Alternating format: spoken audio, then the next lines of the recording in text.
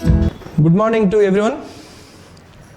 Already we have completed two videos, one in mathematics and the other one is in physics. We have completed in mathematics the chapter matrices and determinants. Hope that concept of preparing for matrices and determinants subtopic wise is working out properly to each and every one of you. Similarly, we have completed even in physics also. This planning of a preparation subtopic wise will strengthen you a lot in each and every subject. So please utilize that particular opportunity. How I am explaining the way of preparation, go accordingly, plan your studies as per that schedule what I have mentioned to you, and I hope everyone will get perfection on each and every subtopic because of these videos. And now the next turn is the chemistry subject, and now I go with the chapter which is considered to be the backbone of majority of the chapters in physical chemistry for JEE mains examination or JEE advanced examination. One point you need to remember here is, if you are perfect in the chapter stoichiometry, majority of the chapters like electrochemistry, chemical and ionic equilibrium, whatever it is, you can say gas, state, thermodynamics, everywhere you go in physical chemistry, the concept of stoichiometry will be used there. The application will be there. So students, try to learn stoichiometry perfectly. Get perfection on each and every subtopic. Here I mentioned some of the important and hot topics also. On those subtopics, you do some special efforts. Ask your teacher many doubts. Get perfection on those subtopics. Now, if you look at the subtopics one by one, the first subtopic is significant figures, and the next one is laws of chemical combination. Third one is mole concept. This is very important. Try to get perfection on this particular concept. This is the base. This is the base, mole concept. If you get perfection on this particular concept, you can do marvelously so many problems. And the next one is concept of equivalent weights. This is also one of the most important concepts. And next one is oxidant states. Sixth one is empirical formula, molecular formula. And next one is a balance of redox reaction, where students confuse themselves and majority of the students feel this particular subtopic to be more difficult. And next one is chemical calculations, percentage of purity, limiting reagents like that. And next one is concentration terms. This is the particular subtopic where from you get majority of the questions in JEE mains last year. So concentration terms, if you look at, you need to get perfection over molarity, molality, mole fraction, all such things you need to get perfection on concentration terms. And next one is the 10th subtopic is strength of hydrogen peroxide. This is also one of the most important subtopics of stoichiometry, where from you get some questions in JEE mains and JEE advanced. And then hardness of water. If you look at this particular subtopic, hardness of water, where from you got majority of the questions in JEE main in 2020 and 2019.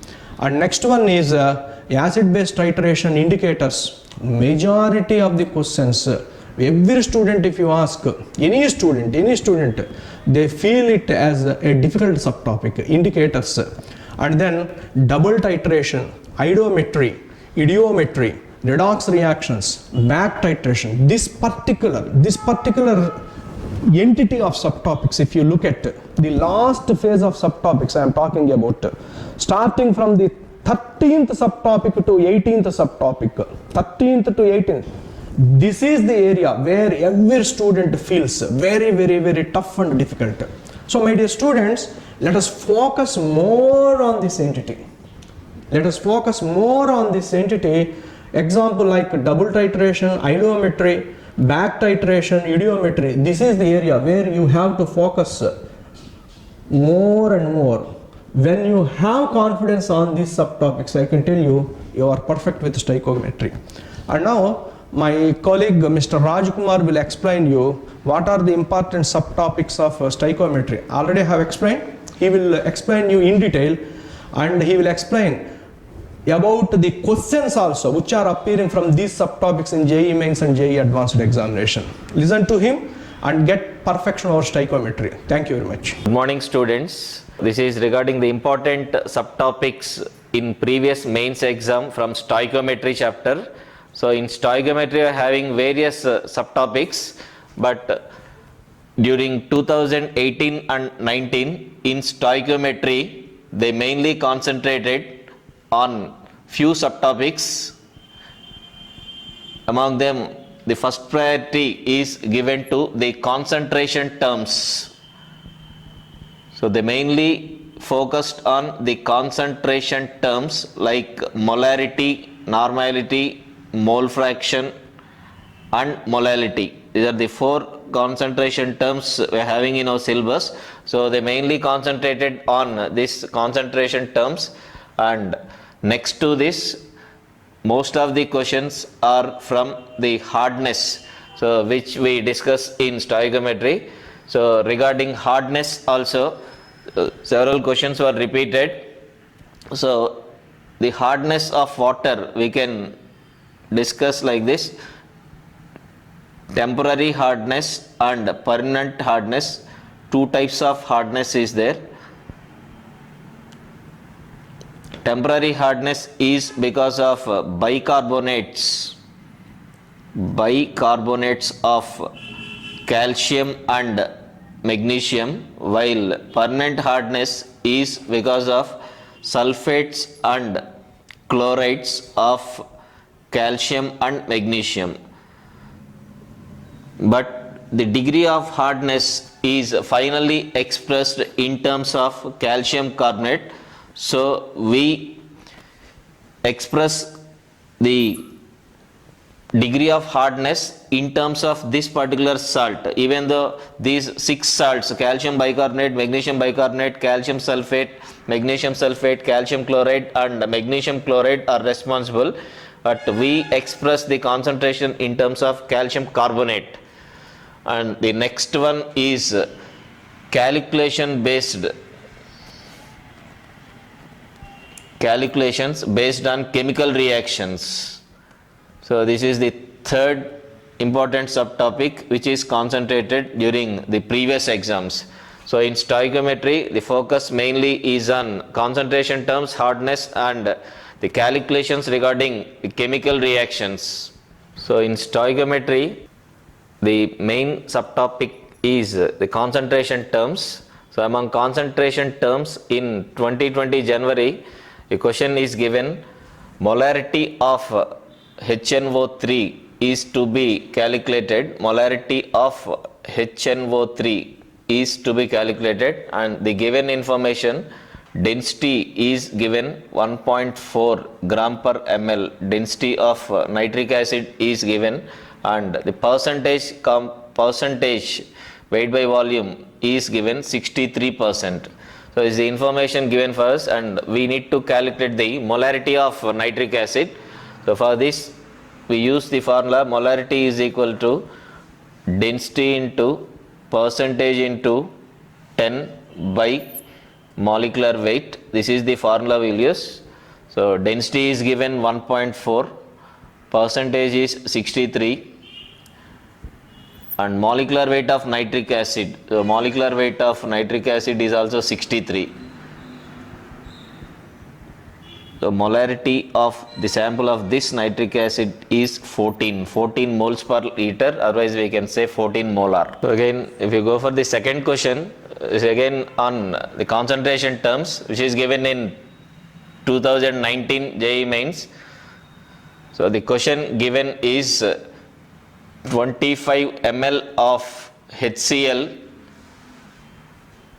requires 30 ml of 0.1 molar Na2CO3. So this is the first information given for us. So 25 ml of HCl required, 30 ml of 0.1 molar sodium carbonate is given. So this is titration between hydrochloric acid and sodium carbonate.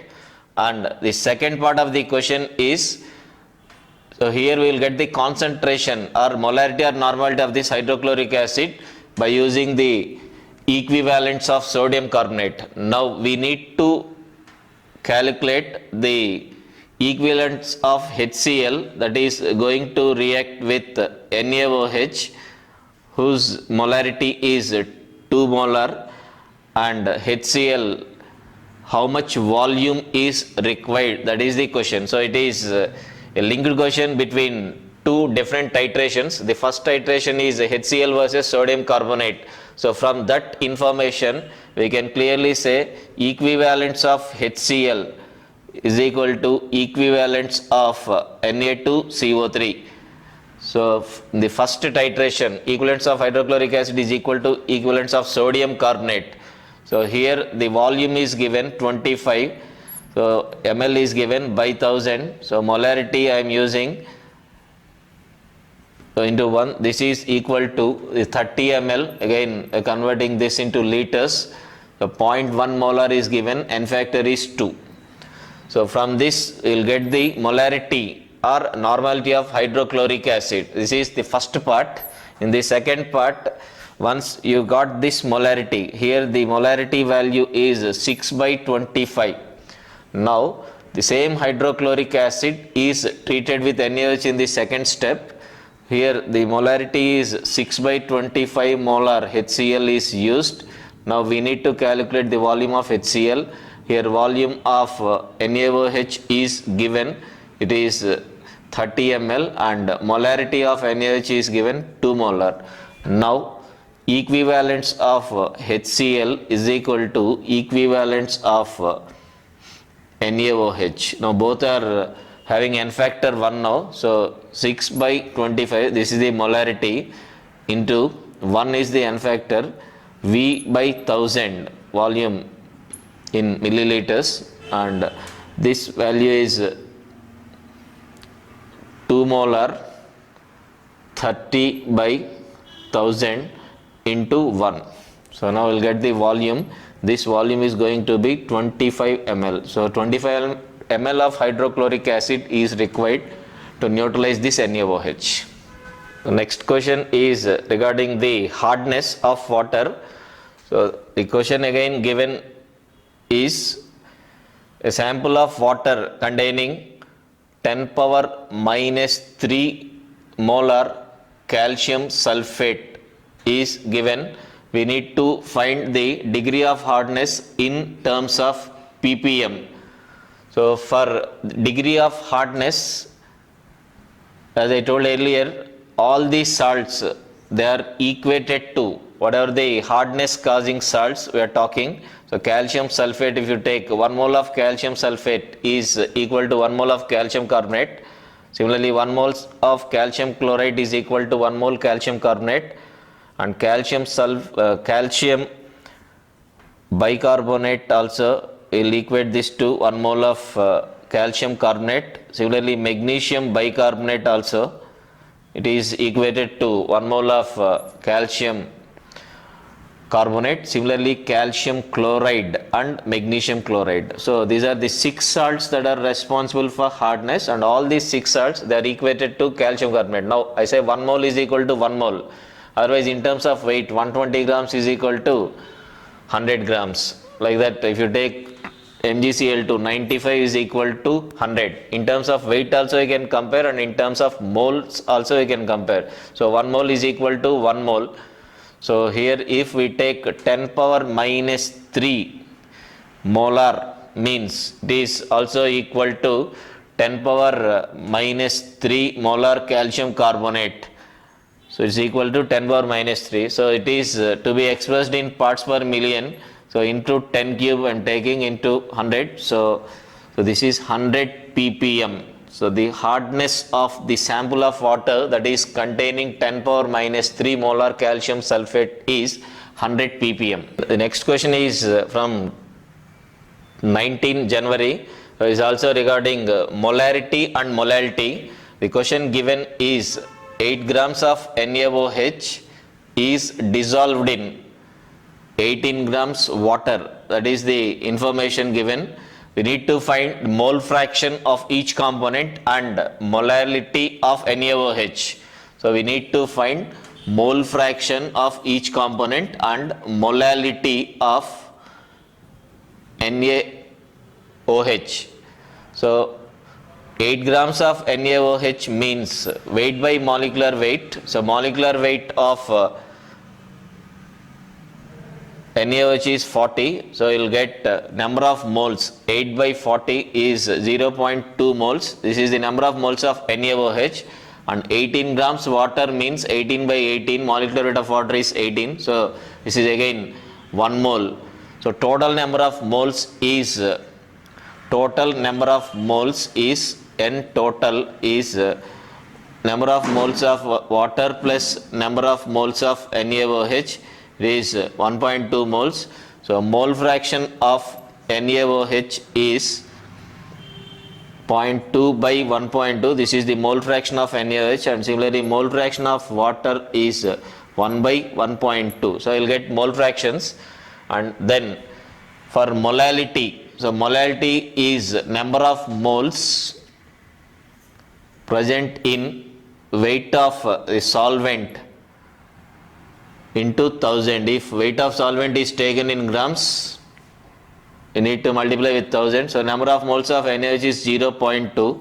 18 is the weight of solvent we are taking into 1000. You will get 11.1 molal, MOLAL. So molality is 11.1 and mole fraction is 0.2 by 1.2. It is equal to 0.167.